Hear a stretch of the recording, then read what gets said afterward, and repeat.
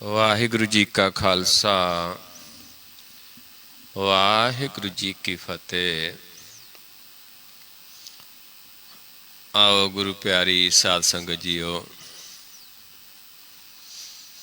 ਆਓ ਸਾਰੇ ਸੰਗਤ ਰੂਪ ਦੇ ਵਿੱਚ ਜੁੜ ਕੇ ਹਰ ਰੋਜ਼ ਦੀ ਤਰ੍ਹਾਂ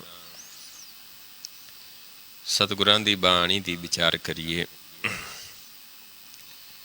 ਸਤਿਗੁਰਾਂ ਦੇ ਉਪਦੇਸ਼ ਨੂੰ ਸਮਝੀਏ, ਮੰਨੀਏ, ਕਮਾਉਣ ਦੀ ਕੋਸ਼ਿਸ਼ ਕਰੀਏ।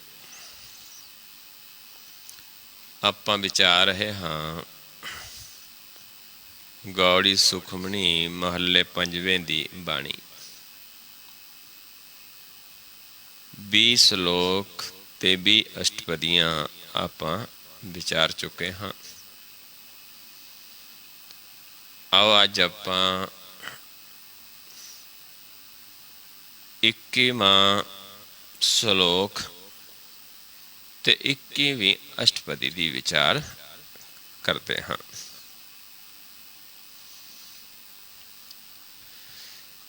ਸਤਿਗੁਰੂ ਜੀ ਸਮਝਾ ਰਹੇ ਨੇ,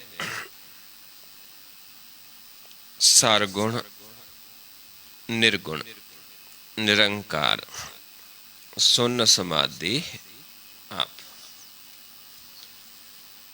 ਸਰਗੁਣ ਰੂਪ ਹੈ ਇੱਕ ਪ੍ਰਭੂ ਦਾ, ਇੱਕ ਨਿਰਗੁਣ ਰੂਪ ਹੈ। ਜਦੋਂ ਪ੍ਰਭੂ ਸਾਨੂੰ ਜਨਾ ਦਿੰਦਾ ਹੈ, ਜਿੱਥੇ ਜਾ ਕੇ ਮਨ ਪ੍ਰਕਾਸ਼ ਹੋ ਜਾਂਦਾ ਹੈ, ਜਿੱਥੇ ਸਾਧੂ ਜਨਾਂ ਦਾ ਵਾਸਾ ਹੋ ਜਾਂਦਾ ਹੈ ਮਾਲਕ ਦੇ ਵਿੱਚ, ਜਿਸ ਨੂੰ ਆਪਾਂ ਕੱਲ੍ਹ ਵਿਚਾਰਦੇ ਸੀ, ਸਾਧ ਸੰਗ ਪ੍ਰਭ ਦੇਹੋ ਨਿਵਾਸ ਸਰਬ ਸੁਖ ਨਾਨਕ ਪ੍ਰਗਾਸ। ਜਦੋਂ ਵਾਸਾ ਚੌਥੇ ਪਦ ਵਿੱਚ ਸੁਨ 'ਚ ਹੋ ਜਾਂਦਾ ਹੈ, ਥਿਰ ਘਰ ਵਿੱਚ ਹੋ ਜਾਂਦਾ ਹੈ, ਉੱਥੇ ਜਾ ਕੇ ਸਰਗੁਣ ਤੇ ਨਿਰਗੁਣ ਇੱਕ ਰੂਪ ਹੋ ਜਾਂਦੇ ਨੇ।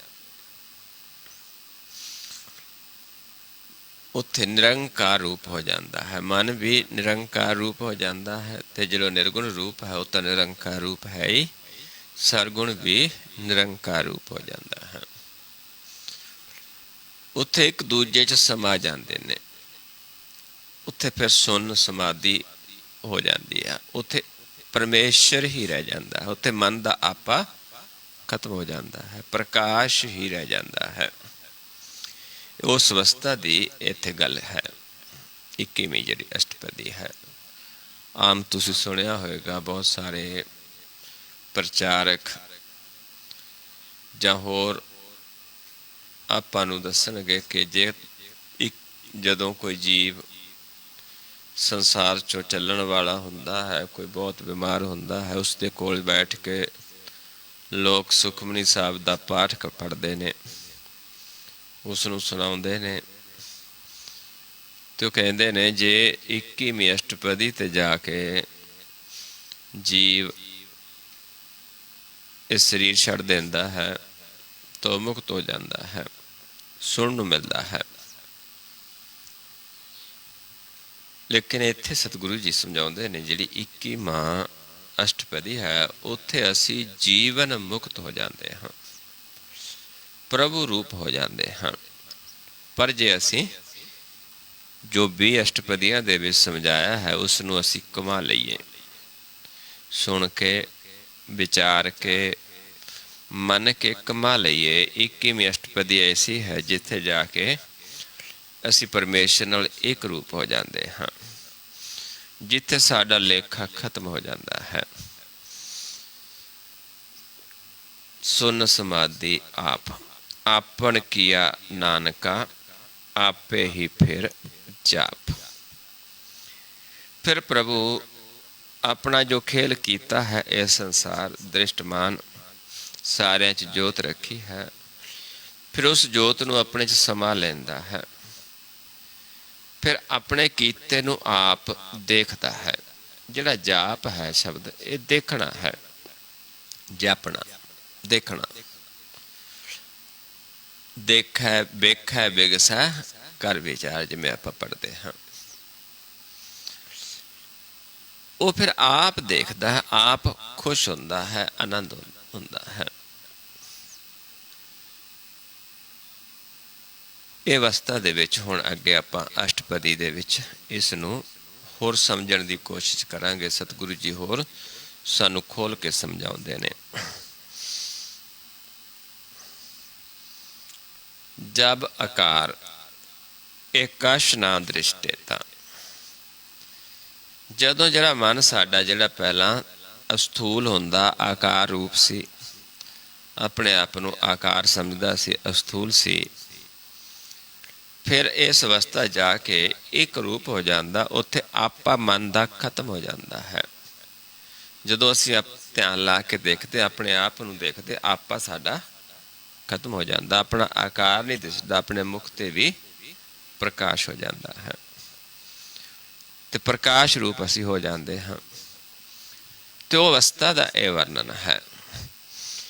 ਪਾਪ ਪੁੰਨ ਤਬ ਕਹਤੇ ਹੋਤਾ, ਕਿਉਂਕਿ ਜਦ ਆਪ ਹੀ ਨਹੀਂ ਰਿਹਾ, ਮਨ ਦਾ ਆਪਾ ਹੀ ਖਤਮ ਹੋ ਗਿਆ, ਫਿਰ ਪਾਪ ਪੁੰਨ ਕਿਸ ਤੇ ਹੋਏਗਾ? ਪਾਪ ਪੁੰਨ ਤਾਂ ਕਦੋਂ ਤੱਕ ਕਰਦਾ? ਜਦੋਂ ਜੀਵ ਹੋਂਦ ਵਿੱਚ ਹੈ। ਜੇ ਤਨ ਕਰਕੇ ਕਰਦਾ ਉਹ ਵੀ ਹੋਂਦ ਵਿੱਚ ਹੈ, ਜੇ ਮਨ ਕਰਕੇ ਕਰਦਾ ਉਹ ਵੀ, ਜਦੋਂ ਇਹਦੀ ਆਪਣੀ ਹੋਂਦ ਹੈ, ਆਪਣੀ ਹਸਤੀ ਹੈ ਇੱਕ। ਜਦ ਇਹਦਾ ਆਪਾ ਹੀ ਖਤਮ ਹੋ ਗਿਆ, ਜਦ ਆਪ ਪ੍ਰਕਾਸ਼ ਰੂਪ ਹੋ ਗਿਆ ਮਨ, ਫਿਰ ਪਾਪ ਪੁੰਨ ਵੀ ਇਸ ਤੋਂ ਨਹੀਂ ਹੋਏਗਾ, ਕਿਉਂਕਿ ਜਦ ਇਹ ਹੀ ਨਹੀਂ ਹੈ, ਜਦ ਆਪਾ ਹੀ ਨਹੀਂ ਹੈ। ਫਿਰ ਮਹਾਰਾਜ ਕਹਿੰਦੇ ਪਾਪ ਪੁੰਨ ਕੌਣ ਕਰੇਗਾ? ਕਰ ਹੀ ਨਹੀਂ ਸਕਦਾ ਮਨ। ਮਨ ਤਾਂ ਪਾਪ ਪੁੰਨ ਤੋਂ ਰਹਿਤ ਹੋ ਗਿਆ। ਜਬ ਧਾਰੀ ਆਪਨ ਸੁਨ ਸਮਾਦ, ਜਬ ਜਾ ਕੇ ਮਨ ਨੇ ਪਰਮੇਸ਼ਰ 'ਚ ਸਮਾ ਗਿਆ, ਉਹਦਾ ਰੂਪ ਹੋ ਗਿਆ, ਸੁਨ ਸਮਾਧੀ ਧਾਰ ਲਈ, ਆਪਾ ਖਤਮ ਹੋ ਗਿਆ। ਤਬ ਬੈਰ ਵਿਰੋਧ ਕਿਸ ਸੰਗ ਕਮਾਤ, ਫਿਰ ਇਹ ਬੈਰ ਵਿਰੋਧ ਕਿਹਦੇ ਨਾਲ ਕਮਾਏਗਾ? ਕਿਉਂਕਿ ਜਦ ਰਿਹਾ ਹੀ ਨਹੀਂ, ਆਪਾ ਖਤਮ ਹੀ ਹੋ ਗਿਆ, ਆਪ ਸੁਨ ਸਮਾਧ ਹੋ ਗਿਆ, ਸੁਨ ਸਮਾ ਗਿਆ ਮਨ, ਫਿਰ ਬੈਰ ਵਿਰੋਧ ਕਿਸ ਨਾਲ ਕਰੇਗਾ? ਫਿਰ ਇਸ ਦਾ ਬੈਰ ਵਿਰੋਧ ਵੀ ਨਹੀਂ ਹੁੰਦਾ, ਇਸ ਦਾ ਇਹ ਲੇਖਾ ਵੀ ਖਤਮ ਹੋ ਜਾਂਦਾ ਹੈ।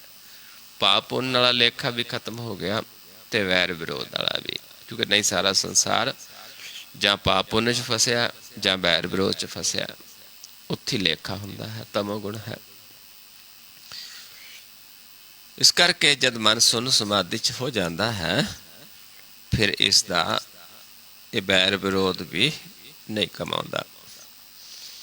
ਜਬ ਇਸਕਾ ਵਰਨ ਚਿਹਨ ਨਹੀਂ ਜਾਪਤ, ਜਦ ਮਨ ਦਾ ਆਪਾ ਖਤਮ ਹੋ ਜਾਂਦਾ, ਇਸ ਦਾ ਚੱਕਰ ਚਿਹਨ ਵਰਨ ਖਤਮ ਹੋ ਜਾਂਦਾ, ਕਿਉਂਕਿ ਮੁਖ ਪ੍ਰਕਾਸ਼ ਹੋ ਜਾਂਦਾ, ਉਜਲ ਹੋ ਜਾਂਦਾ ਹੈ। ਤਬ ਹਰਖ ਸੋਗ ਕੋ ਕਿਸੇ ਵਿਆਪਤ, ਫਿਰ ਇਸ ਨੂੰ ਖੁਸ਼ੀ ਗਮੀ ਵੀ ਨਹੀਂ ਵਿਆਪਦੀ, ਕਿਉਂਕਿ ਇਹ ਤਾਂ ਆਪਾ ਹੀ ਖਤਮ ਹੋ ਗਿਆ ਹੈ, ਇਸ ਦਾ ਕੋਈ ਵਰਨ ਚਿਹਨ ਨਹੀਂ ਰਿਹਾ, ਤਾਂ ਪ੍ਰਕਾਸ਼ ਰੂਪ ਹੋ ਗਿਆ ਹੈ। ਜਬ ਆਪਨ ਆਪ ਆਪਾਰ ਬ੍ਰਹਮ, ਜਦ ਮਨ ਜਾ ਕੇ ਪ੍ਰਕਾਸ਼ ਰੂਪ ਹੋ ਗਿਆ, ਸਾਰੇ ਪਾਸੇ ਬ੍ਰਹਮ ਹੀ ਪਸਾਰਾ ਹੈ, ਬ੍ਰਹਮ ਰੂਪ ਹੋ ਜਾਂਦਾ ਹੈ ਮਨ। ਜਿੱਥੇ ਆਪਾਂ ਪੜ੍ਹਦੇ ਹਾਂ ਬ੍ਰਹਮੇ ਜਨ, ਜਨ ਮੈਂ ਪਾਰ ਬ੍ਰਹਮ, ਏਕ ਆਪ ਨਹੀਂ ਕੇਸ਼ ਪਰਮ, ਉਹ ਅਵਸਥਾ ਜਦੋਂ ਹੋ ਜਾਂਦੀ ਹੈ, ਤਬ ਮੋਹ ਕਹਾਂ ਕਿਸ ਹੋਵਤ ਪਰਮ, ਫਿਰ ਕਹਿੰਦੇ ਉੱਥੇ ਮੋਹ ਕਿਵੇਂ ਹੋਏਗਾ ਤੇ ਨਾ ਪਰਮ ਰਹੇਗਾ, ਕਿਉਂਕਿ ਜਦ ਉਸ ਦਾ ਰੂਪ ਹੀ ਹੋ ਗਿਆ। ਆਪਣ ਖੇਲ ਆਵਰਤੀ ਜਾ, ਪਰ ਇਹ ਖੇਲ ਪ੍ਰਭੂ ਨੇ ਆਪ ਵਰਤਾਉਂਦਾ ਹੈ। ਇਹ ਅਵਸਥਾ ਦੇ ਵਿੱਚ ਆਪ ਲੈ ਕੇ ਜਾਂਦਾ, ਜਦੋਂ ਆਪਾਂ ਉਸਦੀ ਸ਼ਰਨ ਵਿੱਚ ਜਾਂਦੇ ਹਾਂ, ਜਦੋਂ ਅਸੀਂ ਮੰਗਦੇ ਹਾਂ। ਜਿਵੇਂ ਪਿਛਲੇ ਅਸ਼ਟਪਦੀ 'ਚ ਆਪਾਂ ਵਿਚਾਰ ਕੇ ਆਏ ਹਾਂ ਕਿ ਫਿਰਦੇ ਫਿਰਦੇ ਜਦੋਂ ਅਸੀਂ ਪ੍ਰਭੂ ਦੀ ਸ਼ਰਨ ਵਿੱਚ ਚਲੇ ਜਾਂਦੇ ਹਾਂ, ਜਦੋਂ ਉੱਥੇ ਜਾ ਕੇ ਸਾਧੂ ਜਨਾਂ ਦੀ ਸੰਗਤ ਮੰਗਦੇ ਹਾਂ, ਨਾਮ ਮੰਗਦੇ ਹਾਂ, ਜਾਚਕ ਜਨ ਜਾਚੇ ਪ੍ਰਵਦਾਨ, ਕਰ ਕਿਰਪਾ ਦੇਵੋ ਹਰ ਨਾਮ, ਸਾਧ ਜਨਾਂ ਕੀ ਮਾਂਗੂ ਤੂਰ, ਬਾਰ ਮੇਰੀ ਸ਼ਰਦਾ ਪੂਰ, ਸਦਾ ਸਦਾ ਪ੍ਰਭ ਕੇ ਗੁਣ ਗਾਵੂੰ, ਸਾਸ ਸਾਸ ਪ੍ਰਭ ਤੁਮੇ ਧਿਆਵੂੰ। ਜਦੋਂ ਅਸੀਂ ਇਹ ਚੀਜ਼ਾਂ ਪ੍ਰਭੂ ਤੋਂ ਮੰਗਦੇ ਹਾਂ, ਉਸਦੀ ਭਗਤੀ ਮੰਗਦੇ ਹਾਂ, ਭਗਤ ਕਰੂੰ ਪ੍ਰਭ ਕੀ ਨਿਤ ਨੀਤ, ਤੇ ਫਿਰ ਉਹ ਪ੍ਰਭੂ ਸਾਡੇ ਤੇ ਦਇਆ ਕਰਦਾ ਹੈ। ਪਰ ਕਰਨੀ ਉਸਨੇ ਹੈ, ਕਿਉਂਕਿ ਕਰਨ ਵਾਲਾ ਆਪ ਹੈ, ਦੂਜਾ ਨਹੀਂ ਹੈ।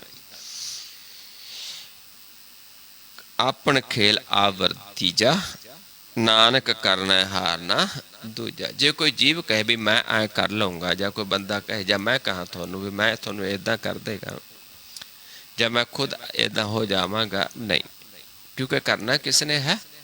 ਪ੍ਰਭੂ ਨੇ।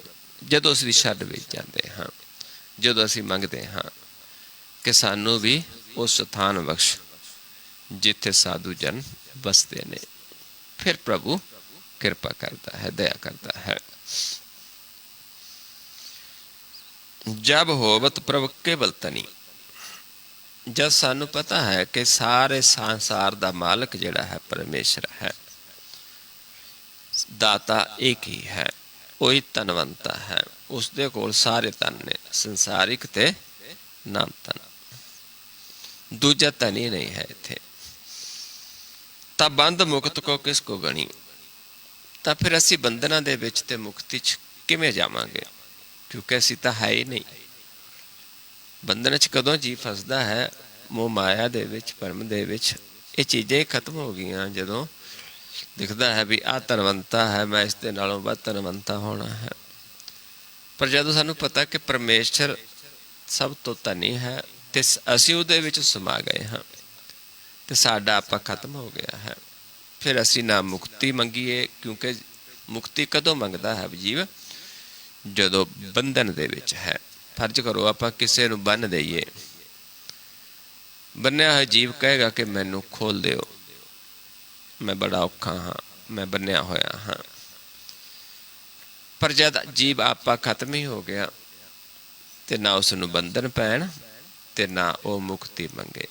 ਜਿਹਨੂੰ ਮਹਾਰਾਜ ਸਮਝਾਉਂਦੇ ਨੇ, ਮੁਕਤ ਰਾਜ ਨਾ ਚਾਹੂੰ ਮੁਕਤ ਨਾ ਚਾਹੂੰ, ਮਨ ਪ੍ਰੀਤ ਚਰਨ ਕਮਲਾਰੇ।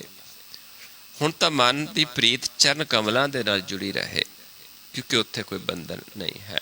ਜੇ ਬੰਧਨ ਨਹੀਂ ਤੇ ਫਿਰ ਮੁਕਤੀ ਵੀ ਕਿਵੇਂ ਮੰਗੇਗਾ ਜੀਵ? ਜਦੋਂ ਹੈ ਆਜ਼ਾਦ, ਆਜ਼ਾਦ ਕਦੇ ਫਿਰ ਮੁਕਤੀ ਨਹੀਂ ਮੰਗਦਾ। ਮੁਕਤੀ ਕਦੋਂ ਮੰਗਦਾ? ਜਦੋਂ ਬੰਧਨ ਦੇ ਵਿੱਚ ਹੈ। ਇਸ ਕਰਕੇ ਉੱਥੇ ਬੰਧਨ ਹੀ ਖਤਮ ਹੋ ਜਾਂਦੇ ਨੇ।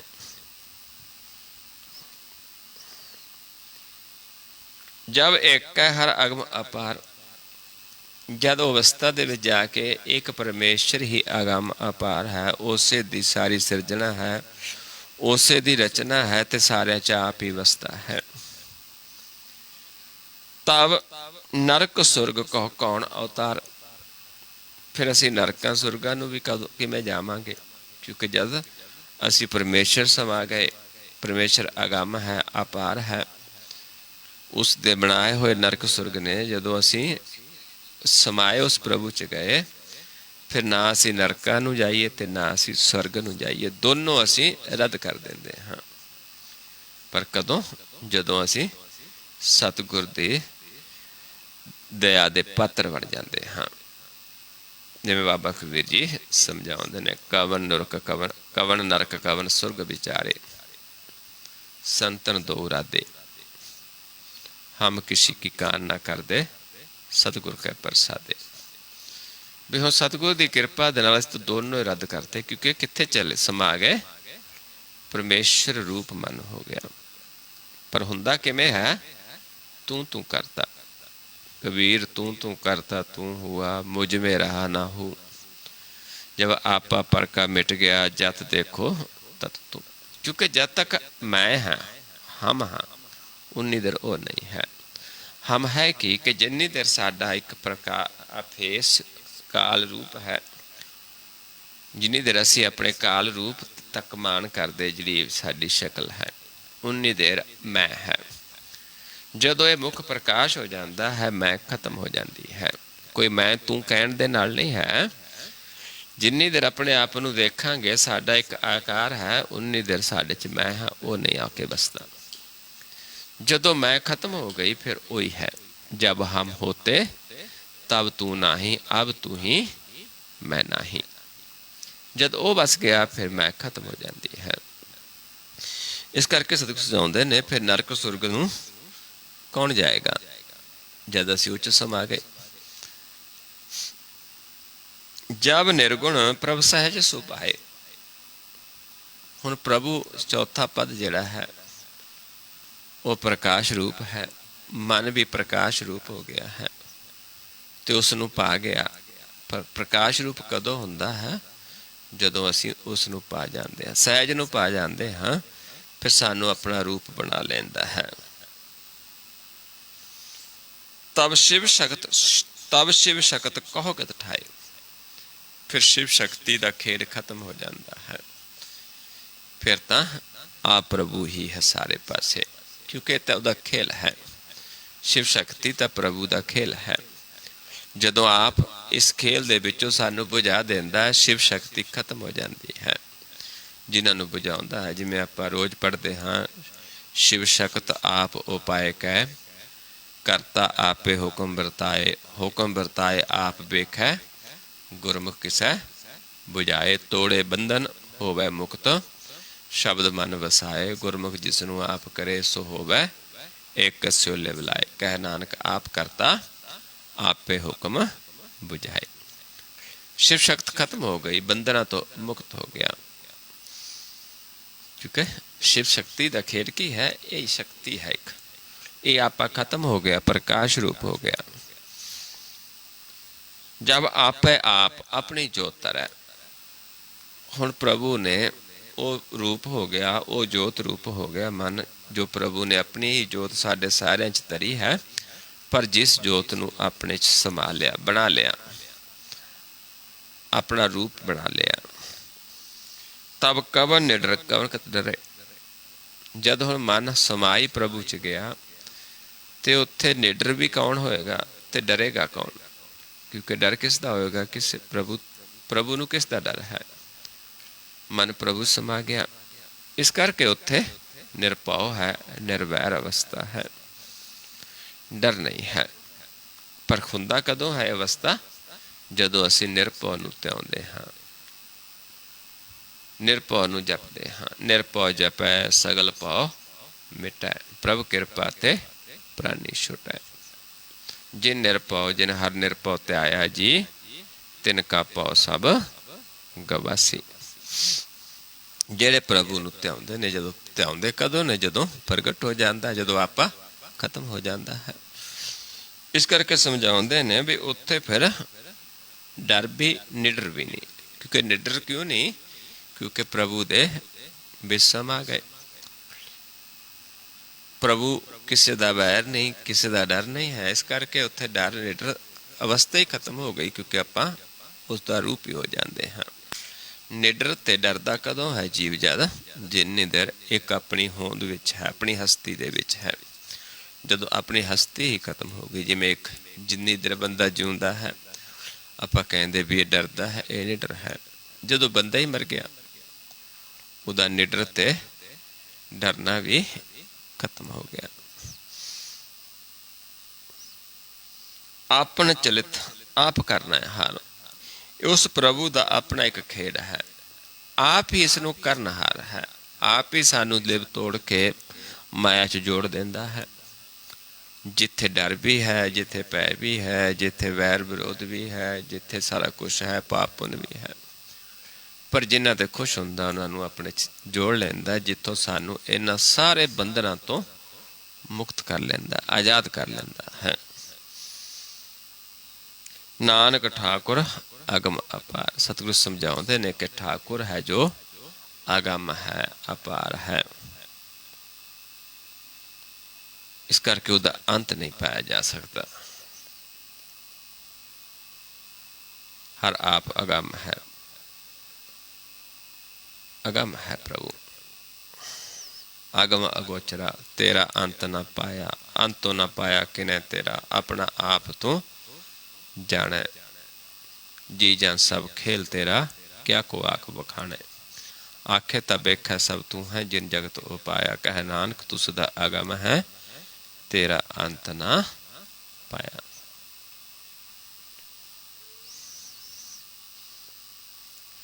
अविनाशी सुख आपन आसन। जिथे अविनाशी प्रभु है, उत्थे सुख ने ते उत्थे ही मन का आसन हो जाता, क्योंकि मन उस विच समा जाता है।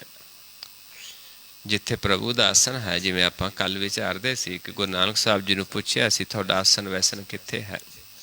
ਤੇ ਗੁਰੂ ਨਾਨਕ ਸਾਹਿਬ ਜੀ ਸਮਝਾਉਂਦੇ ਸੀ, ਜੋ ਜਵਾਬ ਦਿੱਤਾ, ਆਸਨ ਬੈਸਨ ਥਿਰ ਨਾਰਾਇਣ ਐਸੀ ਗੁਰਮਤਿ ਪਾਏ, ਕਿ ਸਾਡਾ ਆਸਨ ਬੈਸਨ ਜਿੱਥੇ ਥਿਰ ਪ੍ਰਭੂ ਵਸਦਾ ਹੈ ਉੱਥੇ ਹੋ ਗਿਆ ਹੈ।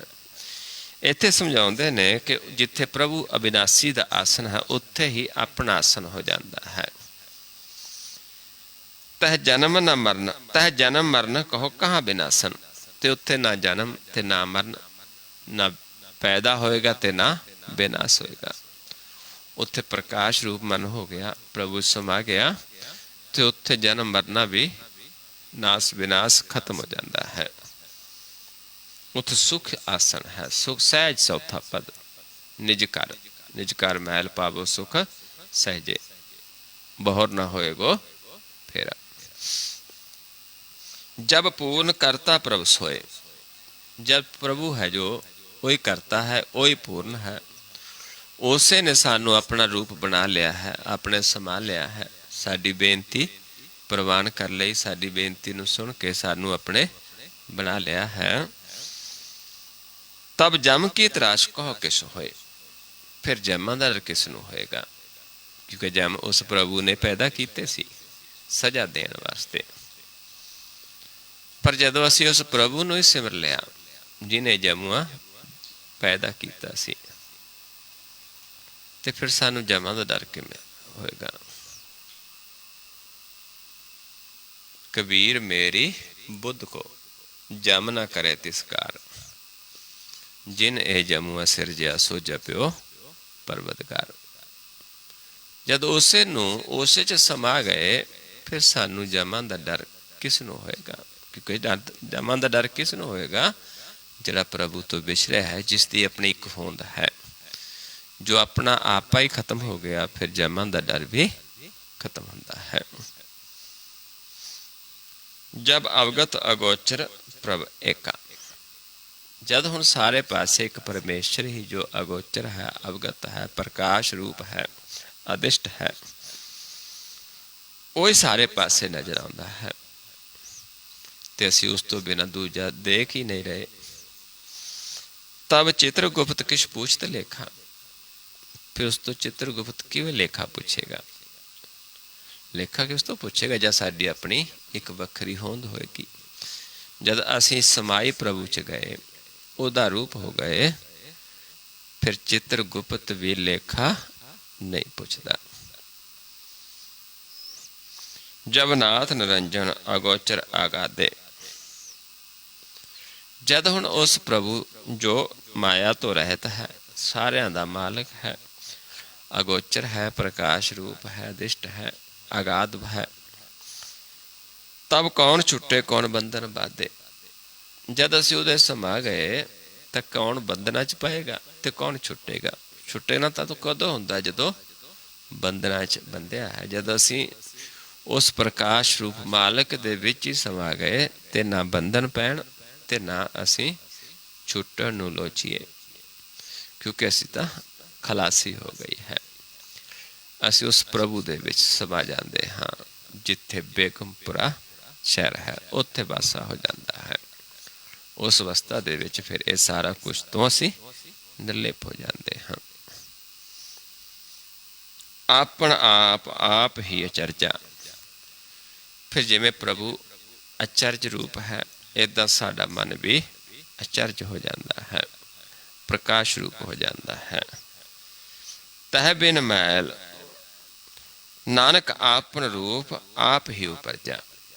हुण ये जिहड़ा रूप है उस प्रभु का अपना रूप, क्योंकि साडा अपना रूप खत्म हो के उस प्रभु रूप में समा जाते हैं, पर यह आप प्रभु ही सानू इस अवस्था दे विच लेके जाता है। वो अपना रूप प्रगट कर देता है, साडा रूप खत्म हो जाता है। जिहड़ा साडा पहला काल दी मूर्त हुंदी है, उहदे ते कपड़ा पा देंदा प्रभु नाम रूपी, वो साडा प्रकाश रूप हो जाता है। सानू अपना आकार रूप नहीं दिसदा, प्रकाश रूप दिसदा। जदों असीं अपने आप नूं देखते हैं, जिवें आपां रोज़ अभ्यास करदे कि हुण अपने आप नूं देखो। जदों नवें जीव पहलां देखते ने, अपना एक आकार रूप देखते ने, सानू अपनी शक्ल दिसती है, उस तो बाद साडा ये गायब हो जाता है। आपां ਤੇ ਇੱਥੇ ਫਿਰ ਪ੍ਰਕਾਸ਼ ਰੂਪ ਦਿਸਣਾ ਸ਼ੁਰੂ ਹੋ ਜਾਂਦਾ ਹੈ। ਉੱਥੇ ਫਿਰ ਪਰ ਇਹ ਕੌਣ ਕਰਦਾ ਹੈ? ਆਪ ਪ੍ਰਭੂ। ਜਦੋਂ ਉਹਦੀ ਸ਼ਰਨ ਦੇ ਵਿੱਚ ਜਾਂਦੇ ਹਾਂ। ਜਿਹੜੇ ਜੀਵ ਆਲੇ ਦੁਆਲੇ ਫਿਰਦੇ ਨੇ, ਜਿਹੜੇ ਘੁੰਮ ਫਿਰ ਕੇ, ਕਿਉਂਕਿ ਫਿਰਦੇ ਕੌਣ ਨੇ? ਜਿਨ੍ਹਾਂ ਨੂੰ ਪ੍ਰਭੂ ਨੂੰ ਮਿਲਣ ਦੀ ਇੱਛਾ ਹੁੰਦੀ ਹੈ। ਕੋਈ ਕਿਸੇ ਕੋਲ ਜਾਂਦਾ, ਕੋਈ ਕਿਸੇ ਕੋਲ। ਉੱਥੇ ਸਮਝਦੇ ਨੇ ਪਤਾ ਨਹੀਂ ਇਨਸਾਨ ਨੇ ਹੀ ਸਾਨੂੰ ਕੁਛ ਕਰ ਦੇਣਾ ਹੈ।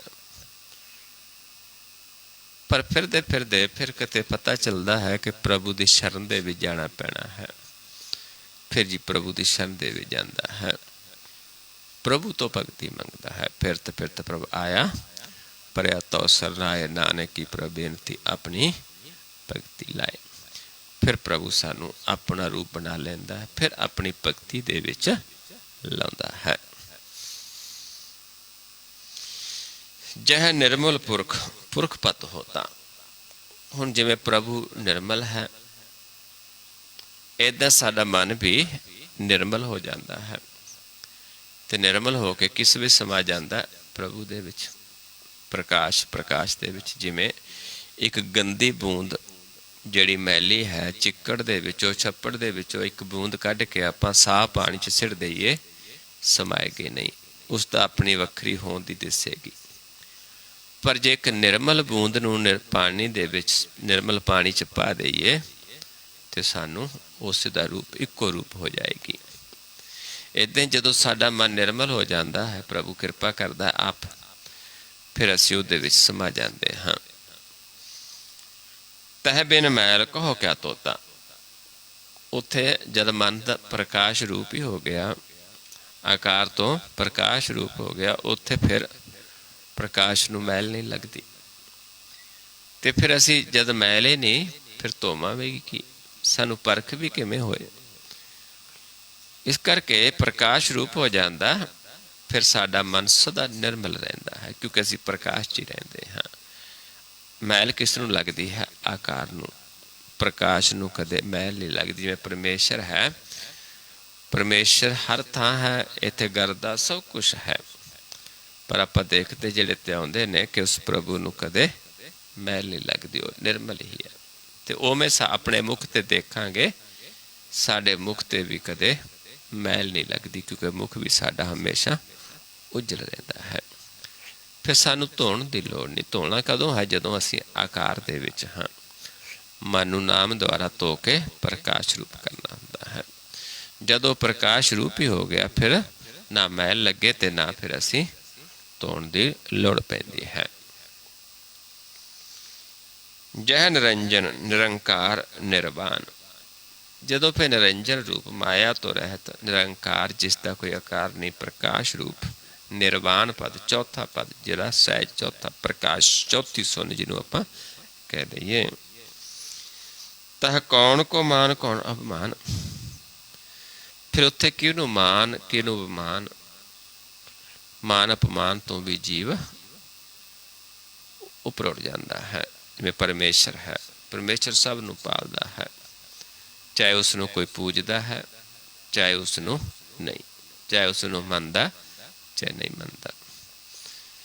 ਕਿਉਂਕਿ ਜੇ ਅਸੀਂ ਪ੍ਰਭੂ ਨੂੰ ਭਗਤੀ ਕਰਦੇ ਹਾਂ, ਇਹ ਨਹੀਂ ਵੀ ਪ੍ਰਭੂ ਨੂੰ ਕੁਛ ਮਿਲੇਗਾ ਉਸ ਤੋਂ, ਨਹੀਂ, ਆਪਣੇ ਭਲੇ ਦੇ ਵਾਸਤੇ, ਕਿਉਂਕਿ ਅਸੀਂ 84 ਲੱਖ ਜੂਨਾਂ ਤੋਂ ਛੁਟਕਾਰਾ ਪਾਵਾਂਗੇ। ਉਹ ਸਭ ਨੂੰ ਪਾਲਦਾ ਹੈ, ਚਾਹੇ ਉਸ ਨੂੰ ਕੋਈ ਮੰਨਦਾ ਹੈ, ਉਸ ਨੂੰ ਕੋਈ ਫਰਕ ਨਹੀਂ ਹੈ। ਨਾ ਉਸਨੇ ਸਾਡੇ ਕਹਿਣ ਨਾਲ ਵੱਡਾ ਹੋਣਾ ਹੈ, ਤੇ ਨਾ ਉਸਨੇ ਸਾਡੇ ਨਾ ਕਹਿਣ ਨਾਲ ਛੋਟਾ ਹੋਣਾ ਹੈ, ਕਿਉਂਕਿ ਉਸ ਨੂੰ ਉਹ ਇੱਕੋ ਥਿਰ ਅਵਸਥਾ ਦੇ ਵਿੱਚ ਹੈ ਹਮੇਸ਼ਾ, ਜਿਸ ਨੂੰ ਆਪਾਂ ਰੋਜ਼ ਪੜ੍ਹਦੇ ਰਹੇ ਰਸ ਦੀ ਬਾਣੀ ਦੇ ਵਿੱਚ। ਜੇ ਸਭ ਮਿਲ ਕੇ ਆਖਣ ਪਾਹੇ, ਵੱਡਾ ਨਾ ਹੋਵੇ ਘਾਟ ਨਾ ਜਾਏ, ਨਾ ਉਹ ਮਰੇ ਨਾ ਹੋਵੇ ਸੋਗ, ਦੇਂਦਾ ਰਹੇ ਨਾ ਚੁੱਕੇ ਭੋਗ, ਗੁਣ ਇਹੋ ਹੋਰ ਨਾਹੀ ਕੋਈ। ਇਹ ਗੁਣ ਕਿਸੇ ਹੋਰ ਚ ਨਹੀਂ, ਨਾ ਕੋ ਹੋਆ ਨਾ ਕੋ ਹੋਏ। ਇਸ ਕਰਕੇ ਉਹ ਪ੍ਰਭੂ ਜੋ ਹੈ, ਉੱਥੇ ਮਾਨ ਅਭਿਮਾਨ ਨਹੀਂ ਹੈ, ਕਿਉਂਕਿ ਜਦੋਂ ਅਸੀਂ ਉਹਦੇ 'ਚ ਹੀ ਸਮਾ ਗਏ ਹਾਂ। ਜਹ ਸਰੂਪ ਕੇਵਲ ਜਗਦੀਸ਼। ਜਿੱਥੇ ਫਿਰ ਇੱਕ ਸਰੂਪ ਪਰਮੇਸ਼ਰ ਦਾ ਹੀ ਨਜ਼ਰ ਆਉਂਦਾ ਹੈ, आपा भी ਉਹਦਾ ਰੂਪ ਹੋ ਜਾਂਦਾ ਹੈ। ਆਪਾਂ ਵੀ ਪ੍ਰਕਾਸ਼ ਰੂਪ ਹੋ ਜਾਂਦੇ ਹਾਂ। ਤਹ ਛਲ ਛਿਦਰ ਲਗਤ ਕੋ ਕੀਸ। ਫਿਰ ਉਹ ਛਲ ਕਿਸੇ ਦੇ ਨਾਲ ਕਰੇਗਾ? ਸਾਰਿਆਂ 'ਚ ਪਰਮੇਸ਼ਰ ਹੈ। ਕਿਸ ਦੇ ਨਾਲ ਕਿਹੜਾ ਉਸ ਨੂੰ ਕੋਈ ਐਬ ਲੱਗੇਗਾ? ਫਿਰ ਉਹ ਇਹਨਾਂ ਸਾਰੇ ਛਲ ਤੋਂ, ਛਿਦਰ ਤੋਂ, ਇਹਨਾਂ ਸਾਰਿਆਂ ਤੋਂ, ਕਪਟ ਤੋਂ ਨਿਰਲੇਪ ਹੋ ਜਾਂਦਾ ਹੈ। ਕਿਉਂਕਿ ਜਦ ਸਾਰਿਆਂ 'ਚ ਆਪ ਹੀ ਬਸਦਾ, ਸਾਰੇ ਉਸੇ ਦਾ ਰੂਪ ਨੇ। ਜਹ ਜੋਤ ਸਰੂਪੀ ਜੋਤ ਸੰਗ ਸਮਾਵੈ। ਜਿੱਥੇ ਜਾ ਕੇ ਜੋਤ ਪ੍ਰਭੂ ਦੀ ਜੋਤ ਵਿੱਚ ਸਮਾ ਜਾਂਦੀ ਹੈ, ਇੱਕ ਰੂਪ ਹੋ ਜਾਂਦਾ ਹੈ, ਮਨ ਜੋਤ ਸਰੂਪ ਹੋ ਜਾਂਦਾ ਹੈ। ਤਾਂ ਕਿਸੇ ਭੂਖ ਕਬਨ ਤ੍ਰਿਪਤਾਵੈ। ਜਦ ਮਨ ਪ੍ਰਕਾਸ਼ ਰੂਪ ਹੀ ਹੋ ਗਿਆ, ਫਿਰ ਨਾ ਉਸ ਨੂੰ ਭੁੱਖ ਲੱਗੇ, ਕਿਉਂਕਿ ਭੁੱਖ ਲੱਗਦੀ ਹੈ ਫਿਰ ਉਹ ਖਾਣ ਵਾਸਤੇ ਭੋਜਨ, ਭੁੱਖ ਨੂੰ ਮਿਟਾਉਣ ਵਾਸਤੇ ਕੁਛ ਖਾਂਦਾ ਹੈ, ਤ੍ਰਿਪਤ ਹੁੰਦਾ ਹੈ। ਇੱਥੇ ਜਦ ਮਨ ਆਪ ਹੀ ਖਤਮ ਹੋ ਗਿਆ, ਨਾ ਇਸ ਨੂੰ ਭੁੱਖ ਲੱਗੇ ਤੇ ਨਾ ਇਹ ਤ੍ਰਿਪਤਾਸ ਵਾਸਤੇ ਸੋਚੇ, ਕਿਉਂਕਿ ਪ੍ਰਭੂ ਰੂਪ ਹੋ ਗਿਆ, ਆਪਾ ਖਤਮ ਹੋ ਗਿਆ। ਜੀਵਨ ਮੁਕਤ ਦੀ ਅਵਸਥਾ ਬਣ ਜਾਂਦੀ ਹੈ। ਕਰਨ ਕਰਾਵਨ ਕਰਨਾ ਹਾਰ। ਇਹ ਸਾਰਾ ਕੁਛ ਕਰਨ ਵਾਲਾ ਕੌਣ ਹੈ? ਪ੍ਰਭੂ। ਉਹੀ ਕਰ ਸਕਦਾ, ਦੂਜਾ ਜੀਵ ਨਹੀਂ ਹੈ। ਨਾਨਕ ਕਰਤੇ ਕਾ ਨਾਹਿ ਸ਼ੁਮਾਰ। ਇਸ ਕਰਕੇ ਉਸ ਪ੍ਰਭੂ ਦਾ ਕੋਈ ਸ਼ੁਮਾਰ ਨਹੀਂ, ਕੋਈ ਅੰਤ ਨਹੀਂ, ਕੋਈ ਪਾਰਾਵਾਰ ਨਹੀਂ ਹੈ। ਉਹ ਸਮਰੱਥ ਹੈ, ਉਹ ਕੁਛ ਵੀ ਕਰ ਸਕਦਾ ਹੈ। ਉਹ ਕਿਸੇ ਨੂੰ ਆਪਣੇ ਨਾਲ ਜੋੜ ਵੀ ਸਕਦਾ ਹੈ, ਕਿਸੇ ਨੂੰ ਆਪਣੇ ਤੋਂ ਵਿਛੋੜ ਵੀ ਸਕਦਾ ਹੈ। ਜਦੋਂ ਵਿਛੋੜਨਾ ਹੁੰਦਾ ਉਦੋਂ ਵਿਜੋਗ ਕਰ ਦਿੰਦਾ ਹੈ, ਜਦੋਂ ਫਿਰ ਸੰਜੋਗ ਕਰਦਾ ਫਿਰ ਮਿਲਾ ਲੈਂਦਾ ਹੈ। ਵਿਜੋਗ ਮਿਲ ਵਿਛੜਿਆ, ਸੰਜੋਗੀ ਮਿਲ। ਜਿਹਨੂੰ ਖੁਸ਼ ਹੁੰਦਾ ਉਹਨੂੰ ਜਨਾ ਦਿੰਦਾ, ਉਹਦੇ ਗੁਣ ਗਾਉਂਦਾ ਹੈ। ਜਿਸ ਤੂੰ ਜਨਾਏ ਸੋਈ ਜਨ ਜਾਣੇ, ਹਰ ਗੁਣ ਸਦ ਹੀ ਆਖ ਵਖਾਣੇ।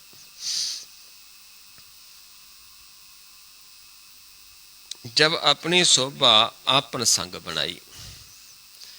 ਜਦ ਫਿਰ ਪ੍ਰਭੂ ਆਪਣਾ ਸੰਗ ਬਣਾ ਲੈਂਦਾ, ਆਪਣੇ 'ਚ ਸਮਾ ਲੈਂਦਾ ਹੈ, ਫਿਰ ਆਪਣੀ ਸੋਭਾ ਆਪ ਕਰਵਾਉਂਦਾ ਹੈ, ਆਪ ਕਰਦਾ ਹੈ ਆਪਣੇ ਜਨਾਂ ਦੁਆਰਾ। ਤਬ ਕਵਣ ਮਾਏ ਬਾਪ ਮਿੱਤਰ ਸੁਤ ਭਾਈ। ਉੱਥੇ ਫਿਰ ਸੰਸਾਰਿਕ ਬਾਪ, ਮਾਂ, ਮਿੱਤਰ, ਪੁੱਤਰ, ਭਾਈ ਨਹੀਂ, ਕਿਉਂਕਿ ਉੱਥੇ ਉਹਨਾਂ ਦਾ ਕੋਈ ਜ਼ੋਰ ਨਹੀਂ ਹੈ। ਉੱਥੇ ਸਾਡੇ ਵਾਸਤੇ ਮਾਤਾ ਵੀ ਪਰਮੇਸ਼ਰ ਹਰੀ, ਪਿਤਾ ਵੀ ਹਰੀ, ਭਰਾਤਾ ਵੀ ਹਰੀ, ਸਭ ਕੁਛ ਪਰਮੇਸ਼ਰ ਬਣ ਜਾਂਦਾ ਹੈ। ਕਿਉਂਕਿ ਜੋ ਪ੍ਰਭੂ ਨੇ ਸਾਨੂੰ ਆਪਣੇ ਬਣਾ ਲਿਆ, ਜਦ ਆਪਣੀ ਸੋਭਾ ਸਾਨੂੰ ਆਪ ਦਿੰਦਾ ਹੈ। ਫਿਰ ਸਾਡੇ ਵਾਸਤੇ ਕੌਣ ਹੈ? ਹਰ ਆਪੇ ਮਾਤਾ, ਆਪੇ ਪਿਤਾ। ਫਿਰ ਸਾਡੇ ਵਾਸਤੇ ਸਾਰਾ ਕੁਛ ਹੋਈ ਹੈ।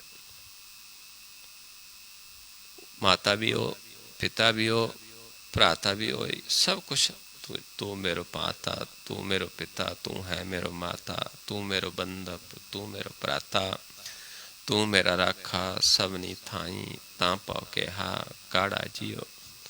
तुमरी कृपा ते तुद पछाणा, तू मेरी ओर, तू है मेरा माणा।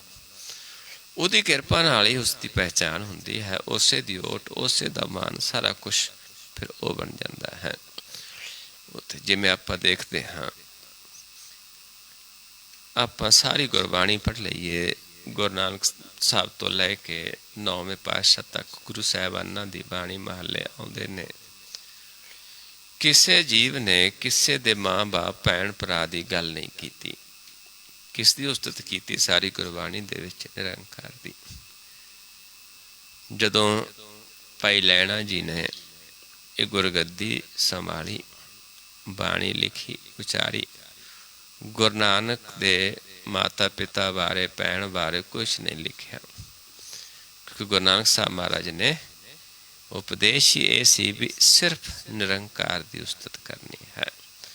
ਨਿਰੰਕਾਰ ਦੀ ਉਸਤਤ ਕਦੋਂ ਹੁੰਦੀ ਹੈ? ਜਦੋਂ ਸਾਡਾ ਅੰਗ ਸੰਗ ਹੋ ਜਾਂਦੇ ਹਾਂ ਉਸ ਪ੍ਰਭੂ ਦੇ, ਸਾਨੂੰ ਅੰਗ ਲਾ ਕੇ ਸਾਨੂੰ ਅੰਗਦ ਬਣਾ ਲੈਂਦਾ ਹੈ।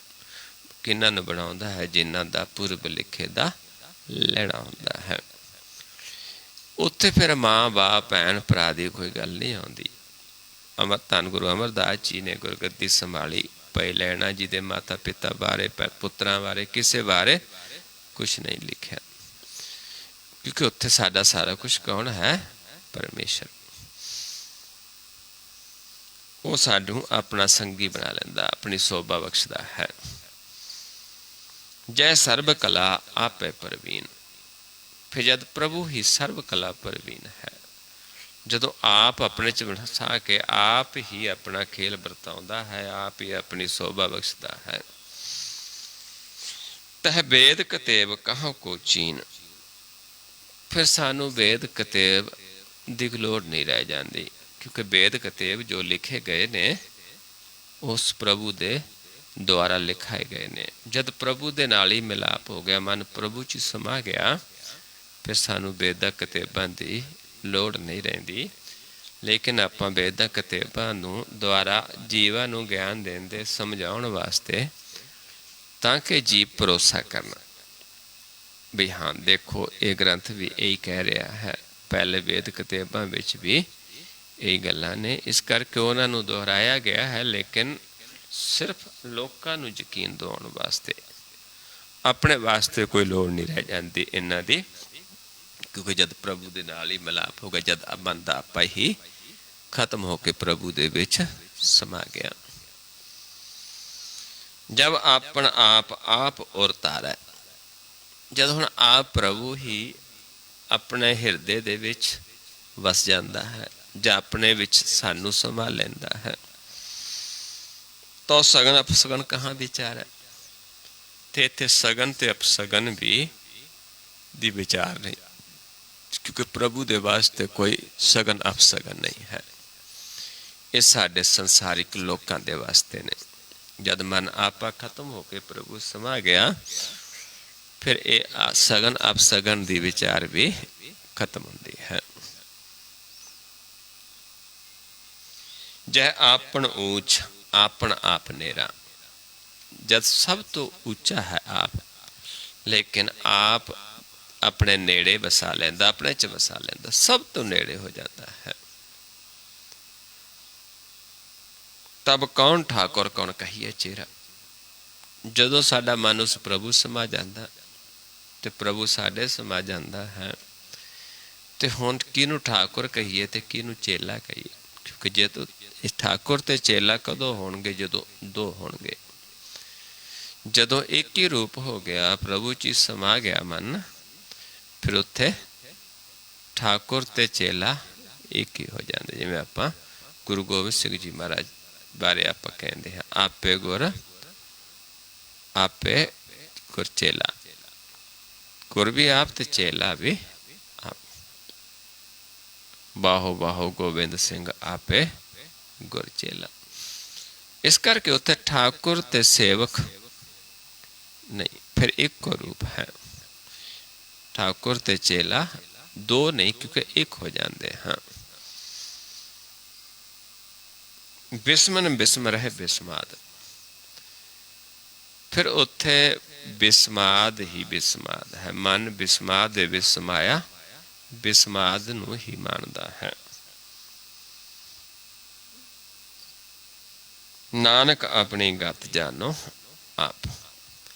ਇਸ ਤਰੀਕੇ ਨਾਲ ਫਿਰ ਆਪ ਜਦੋਂ ਦਇਆ ਕਰਦਾ ਹੈ, ਫਿਰ ਆਪਣੀ ਗਤ ਜਨਾ ਦਿੰਦਾ ਹੈ, ਫਿਰ ਸਾਨੂੰ ਆਪ ਬੁਝਾ ਦਿੰਦਾ ਹੈ। ਫਿਰ ਅਸੀਂ ਆਪਣੇ ਆਪ ਨੂੰ ਵੀ ਜਾਣਦੇ ਹਾਂ, ਕਿਉਂਕਿ ਕਦੋਂ ਕਿ ਅਸੀਂ ਵੀ ਉਹ ਰੂਪ ਹਾਂ ਜੋ ਪਰਮੇਸ਼ਰ ਰੂਪ ਹੈ। ਪਰ ਕਦੋਂ? ਜਦੋਂ ਆਪ ਸਾਨੂੰ ਇਹ ਸਾਰਾ ਜਨਾਉਂਦਾ ਹੈ। ਜਹ ਅਸਲ ਅਸ਼ੇਦ ਅਪੇਦ ਸਮਾਇਆ। ਜਦ ਪ੍ਰਭੂ ਦੇ ਵਿੱਚ ਅਸੀਂ ਸਮਾ ਜਾਂਦੇ ਹਾਂ, ਪ੍ਰਭੂ ਕੀ ਹੈ? ਅਸ਼ਲ ਹੈ, ਕਿਸੇ ਦੇ ਨਾਲ ਛਲ ਨਹੀਂ ਕਰਦਾ। ਅਸ਼ੇਦ ਹੈ, ਜਿਸ ਨੂੰ ਕਟਿਆ ਨਹੀਂ ਜਾ ਸਕਦਾ, ਜਿਸ ਨੂੰ ਛਲਿਆ ਨਹੀਂ ਜਾ ਸਕਦਾ। ਅਭੇਦ, ਜਿਸ ਦਾ ਭੇਦ ਨਹੀਂ ਆਉਂਦਾ ਜਦ ਤੱਕ ਆਪ ਨਹੀਂ ਜਨਾਉਂਦਾ। ਅਸੀਂ ਉਹਦੇ ਸਮਾ ਜਾਂਦੇ ਹਾਂ, ਆਪਾ ਵੀ ਸਾਡਾ ਅਸ਼ਲ ਹੋ ਜਾਂਦਾ ਹੈ, ਅਸੀਂ ਵੀ ਅਸ਼ੇਦ ਹੋ ਜਾਂਦੇ ਹਾਂ। ਕਿਉਂਕਿ ਸਰੀਰ ਕੱਟਿਆ ਜਾ ਸਕਦਾ ਹੈ, ਪ੍ਰਕਾਸ਼ ਨੂੰ ਕੱਟਿਆ ਨਹੀਂ ਜਾ ਸਕਦਾ, ਪ੍ਰਕਾਸ਼ ਨੂੰ ਲੁੱਟਿਆ ਨਹੀਂ ਜਾ ਸਕਦਾ। प्रकाश का कोई भेद बयान नहीं किया जा सकता, सिर्फ गुरजुगती द्वारा आप उसनूं देख सकते हाँ, उच समा सकते हाँ। गुर दे ज्ञान लैके गुरबाणी नूं समझ के कि प्रभु किवें खुश हुंदा उसनूं आपां करके उच समा सकते हाँ। लेकिन वो अछल भी है, अछेद भी है, अभेद भी है। उस दे विच जाके मन जदों किरपा करदा सानू अपने च समा लैंदा है। उहां किसे व्यापत माया, उत्थे फिर माया किवें व्यापे? माया तो मन निर्लेप हो जाता है, क्योंकि माया कित्थे तक लोड़ है? शरीरां तक, आकारां तक। निरंकार वास्ते ये माया की लोड़ नहीं है, क्योंकि उत्थे सारा कुछ अमुल है जिहदी कोई कीमत नहीं है। इत्थे संसार च कीमत है। कीमत चाहे रुपये तो शुरू हो जाए, पैसे तो शुरू हो जाए, करोड़ां अरबां तक चले जाए, लेकिन कीमत है। कीमत दी जा सकती है, लेकिन उत्थे जाके अरबां खरबां भी नहीं कम करते, क्योंकि उत्थे अमुल है सारा कुछ। उत्थे कीमत नहीं है। उत्थे की है? प्यार। उत्थे की है? जाचना। जदों असी प्रभु दे अगे जाचना करते हाँ, लोचते हाँ, फिर वो सानू अपना बना लेंदा है। इस करके फिर सानू पता चल जाता है उत्थे फिर माया नहीं व्यापदी। आपस को आपे आदेश। फिर आप प्रभु अपने आप नूं, क्योंकि आप दोनों रूपों दे विच है, आकार दे विच भी है, निर्गुण विच भी, सरगुण विच भी। फिर आप ही अपने आप नूं उपदेश देंदा है, आप ही दूजे जीवां नूं ज्ञान देंदा है। त्यो गुण का ना ही प्रवेश। उत्थे त्रै गुणां दा प्रवेश नहीं है, उत्थे जोत दा खेल है। इस करके उत्थे जदों मन प्रभु समा जाता है, एक रूप हो जाता है, उत्थे फिर आप आदेश देंदा है। किन्हां नूं? मन नूं, दूजियां दे मनां नूं भी। पर उत्थे शरीर नहीं, उत्थे किसने प्रवेश होना है? मन ने। एक जोत होके, एक दृष्ट होके, त्रै गुणा तो रहित होके। जय एक है एक भगवंता, जय एक है एक भगवंता। जिथे फिर एक परमेश्वर ही है, दूजा है नहीं। परमेश्वर नूं कोई भय नहीं, कोई डर नहीं, कोई माया नहीं, कुछ भी नहीं है। तह कौन चिंत किस लागे चिंता। उत्थे फिर चिंता किस नूं लगे? क्योंकि परमेश्वर नूं कोई चिंता ही नहीं है, अचिंत है। अचिंत कदों लोचदा है जीव? जदों फिर चिंता हुंदी है। उत्थे चिंता ही नहीं है। इस करके इन्हां चिंता चिंत तो रहत होके परमेश्वर रूप है, क्योंकि उत्थे जो करना है उसने कर देना है। किसी का डर नहीं है। जदों उसनूं लोचदा है किसी नूं कुछ भी बना सकता है। डरदा नहीं किसी तो। ऊंचों नीचों ऊंच करे मेरा गोबिंद, काहू ते ना डरै। उसनूं जो पा गया उसनूं नीच तो ऊंचा कर देंदा है। उसनूं किस दा भय नहीं, डर नहीं, कोई चिंता नहीं है। जह आपन आप आपति यारा। जद फिर आप ही अपना भरोसा करवा देंदा है, आप ही अपना जना के भरोसा कर देंदा है, बुझा देंदा है। तब कौन कथा, कौन सुनने हारा। उत्थे कथा दा तां काम ही नहीं रह गया, क्योंकि कथा कहानियां दे विच तां परमेश्वर है ही नहीं। वो तो प्रकाश रूप है। जदों बुझा दिता प्रकाश, प्रकाश समा गया, उत्थे कौन कथे, कौन सुनेगा? क्योंकि कथा कहानियां संसार तक ने। इत्थे तो एक गुर जुगती है जिसनूं समझ के आपां प्रभु समाना है। समा के आपा खत्म करना है, फिर आप ही रह जाता है। इस करके उत्थे कथना ते सुनने वाला नहीं है। बहुत बेअंत ऊंच ते ऊंचा, वो बहुत बड़ा है, बेअंत है, जिसका कोई अंत नहीं पा जा सकता, जो सब ते ऊंचा है, जिसका कोई अंत ही नहीं है। मैं पेख्योरी ऊंचा मोहन, सब ते ऊंचा। जिन्हें देखा मन नूं मोहन वाला प्रभु सब तो ਉੱਚਾ है, बेअंत है, कोई अंत नहीं पाया जा सकता। ना पताल दे विच, ना आकाश दे विच, ना दसां दिशावां नूं, किते उसका अंत नहीं पाया जा सकता। नानक आप को आपे पहुँचा। हाँ, वो प्रभु जदों दया करता है, अपने च किसी नूं संभाल लैंदा है, अपने तक आप पहुँच बना लैंदा है, आप अपने च मिला लैंदा, संभाल लैंदा है। नहीं असीं जे आप कहिए कि एडे प्रभु नूं जान लवांगे, असीं नहीं जान सकते, क्योंकि एडा ऊँचा होना, जिड्डा ऊँचे थां आवस्था है, जिसनों आपां पढ़दे हाँ, बड़ा साहब ऊँचा थाओ, ऊँचे ऊपर ऊँचा नाओ, ये बड़ ऊँचा होवे कोय, तिस ऊँचे को जाने सोए। पर जदों आप ही किरपा करके अपने पहुँच बना लेंदा है साडी उत्थे तक, फिर असी सानू अपने च संभाल लेंदा है। अपने आप नहीं जाया जा सकता, अपनी में आपां कोशिश करके भी नहीं जा सकते।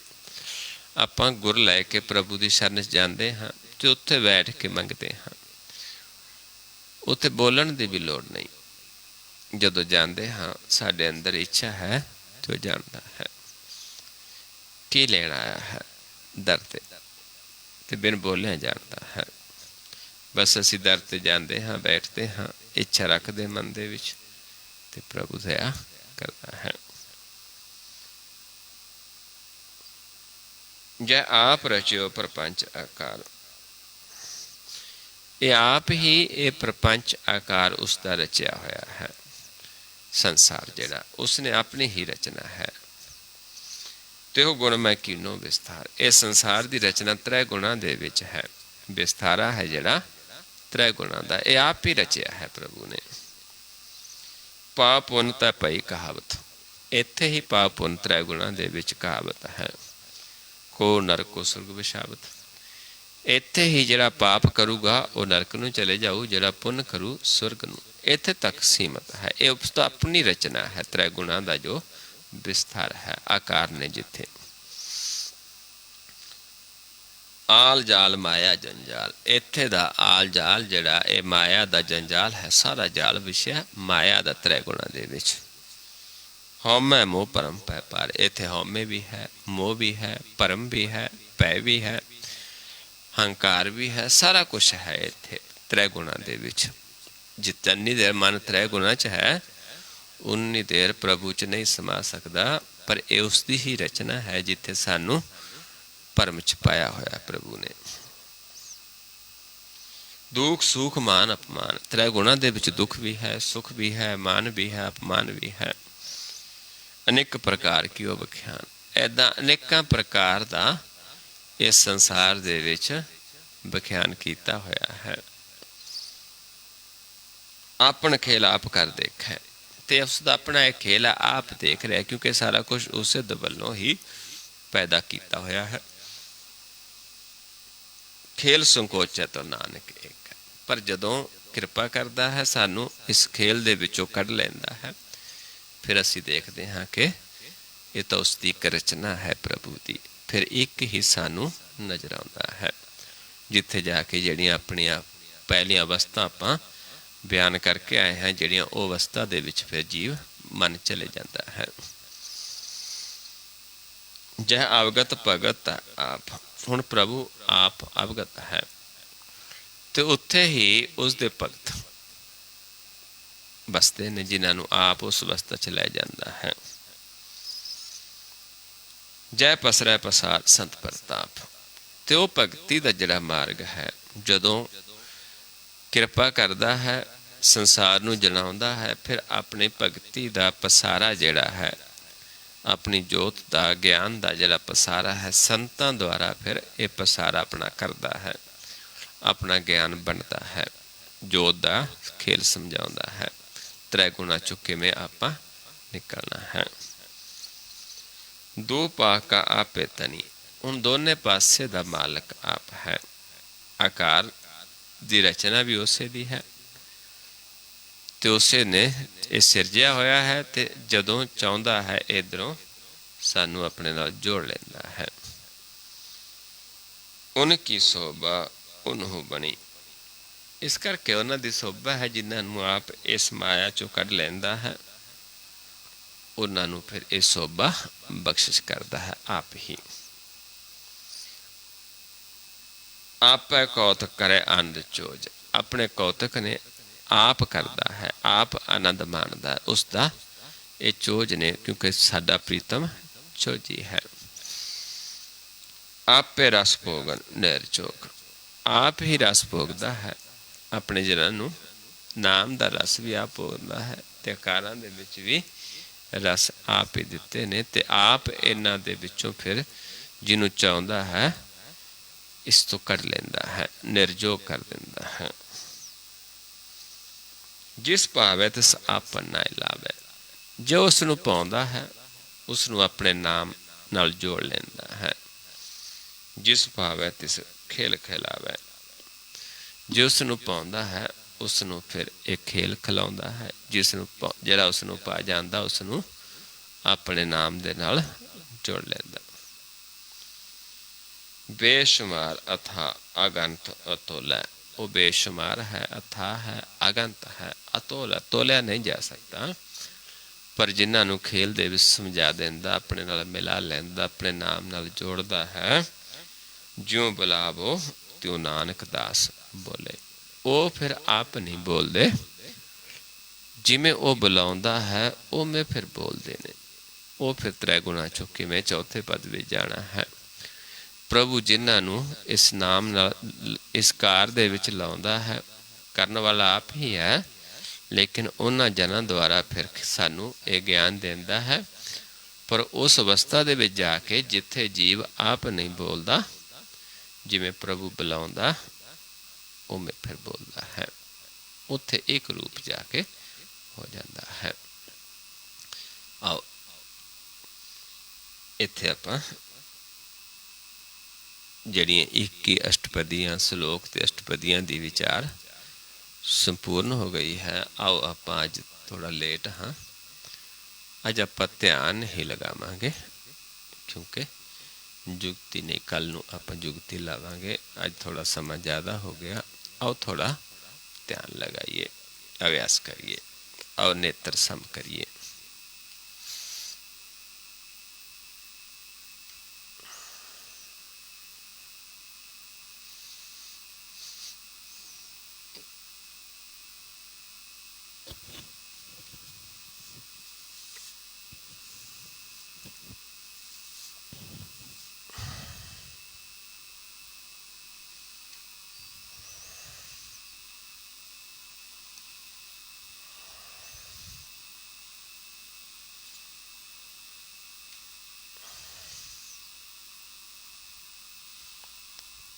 नीचे ले जो ध्यान,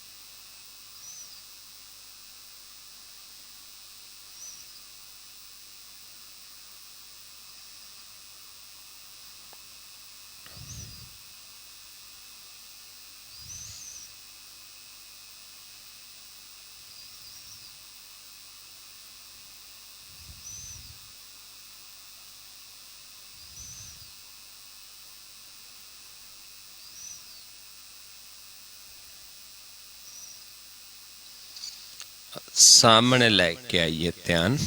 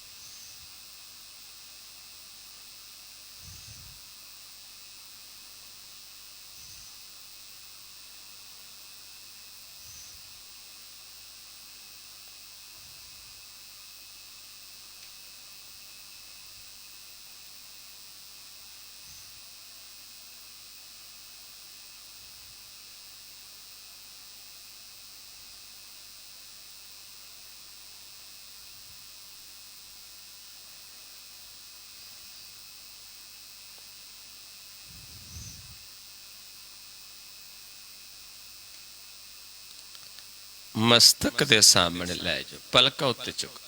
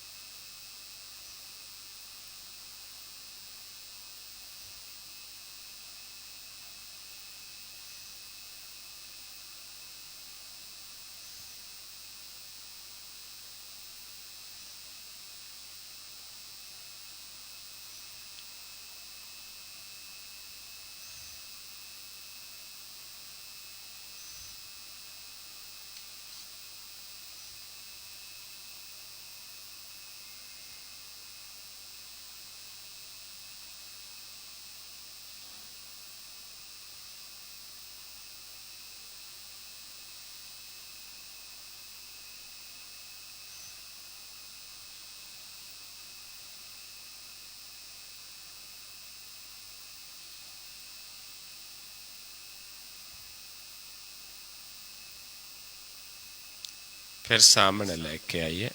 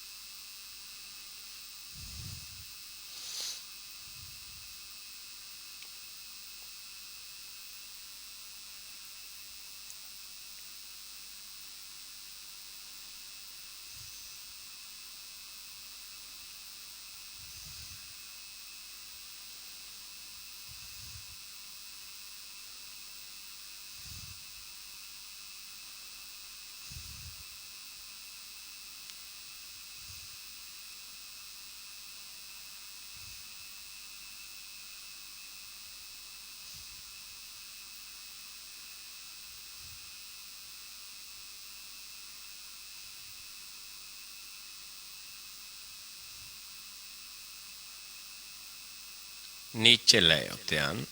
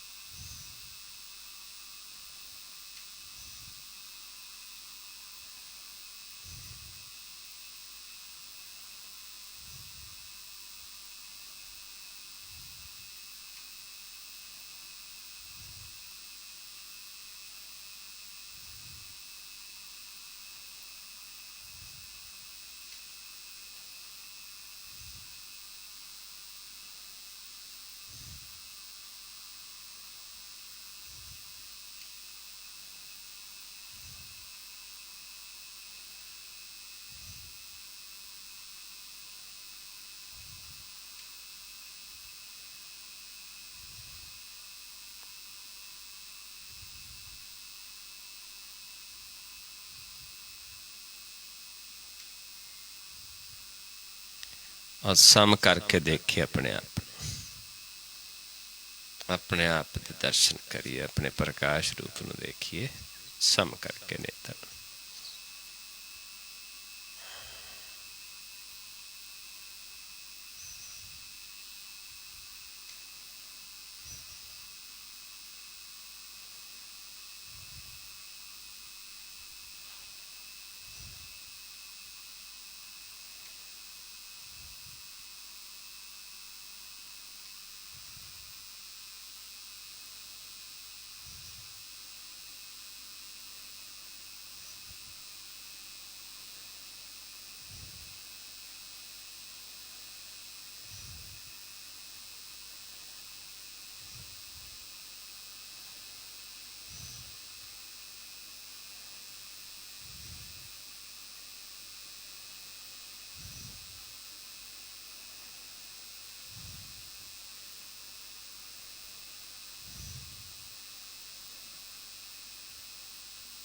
वाहिगुरु जी का खालसा, वाहिगुरु जी की फतेह। सो गुरमुख प्यारिओ, इस तरीके दे नाल आपां उस प्रभु की शरण दे विच जाना है। ते इत्थे जाके आपां एक ही चीज़ मंगनी हुंदी है कि हे प्रभु सानू भी अपनी भगती दे विच लाओ, सानू भी नाम दी दात बख्शो। असी सानू होर नहीं चाहिए, सानू नाम दी दात बख्शो, जिथे सानू सुख प्राप्त होना है।